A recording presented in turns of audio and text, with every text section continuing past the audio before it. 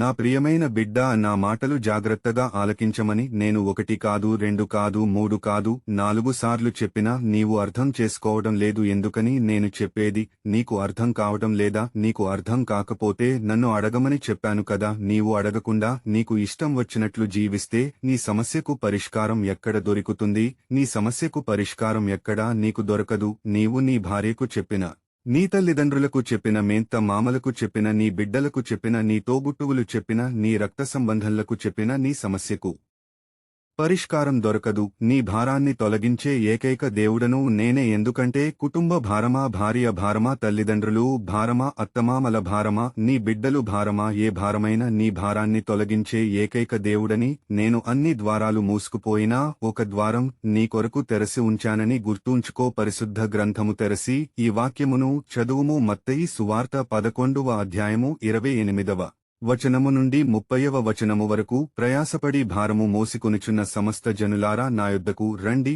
నేను మీకు విశ్రాంతి కలుగజేతును. నేను సాత్వికుడను, దీన మనస్సు గలవాడను గనుక మీ మీద నా కాడి ఎత్తుకుని నా యొద్ద నేర్చుకొనుడి, అప్పుడు మీ ప్రాణములకు విశ్రాంతి దొరకును. ఎలైనగా నా కాడి సులువుగాను నా భారము తేలికగాను ఉన్నవి. కాబట్టి కష్టపడకుండా నీవు ఏది సాధించలేవు. రెక్కాడితేనే గాని డొక్కాడదు అని సామెత చెప్పినట్లు నువ్వు సుఖాన్ని అనుభవించాలంటే కష్టపడాలి. మీ కుటుంబాన్ని పోషించాలంటే కష్టపడాలి. నీ బిడ్డలు పోషించాలంటే కష్టపడాలి. అప్పుడే నీ భారం తొలగిపోతుంది.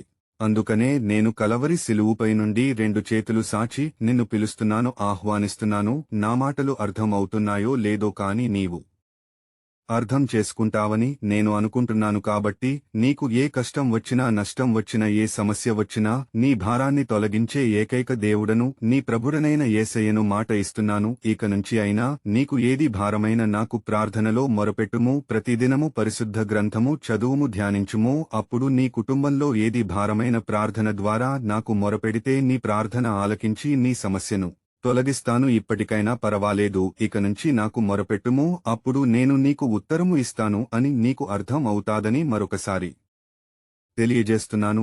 నీ ప్రతి భారాన్ని తొలగించి సంతోషాన్ని కలగజేసే ఏకైక దేవుడను, నీ ప్రభుడనైన యేసయ్యను మాట ఇస్తున్నాను. నీ బిడ్డలకు నా మాటలు తెలియజేయవలెను, ఎందుకంటే వారు దారి తప్పిపోతారు, నీకు సమస్యలు తెస్తారని ఈ మాటలు నీకు తెలియజేస్తున్నాను.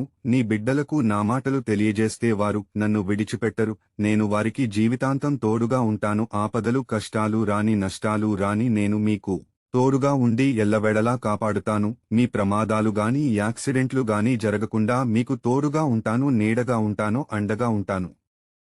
నీకు వచ్చిన ఏ భారమైనా నేను తొలగిస్తాను. ఆమేన్.